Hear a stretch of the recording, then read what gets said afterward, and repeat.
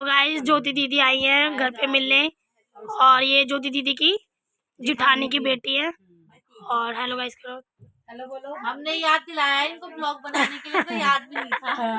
Guys मैं vlog नहीं बनाती, बहुत कम बनाती हूँ, कम व्लॉग बनाती हूँ। तो गाइस लक्ष्मी दीदी को गठरी पे बैठे कपड़े लेके आई हूँ ऊपर से। बदतमीज, ये देखो गाइस मैं पोटली लेके आई इसके लिए कपड़ों की। हाँ गाइस मेरे कपड़े हैं। तो गाइस ये आए हैं मतलब अपनी मम्मी से मिलने आए हैं, और इनके यहाँ शादी है तो ये कार्ड बांटने भी आए हैं ना। वो भी देख रही है। और ये इनकी बेटी है।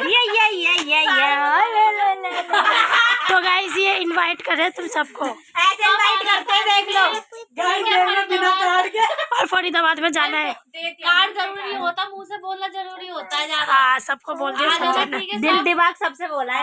सब आ जाना और ज्यादा भी मत आना।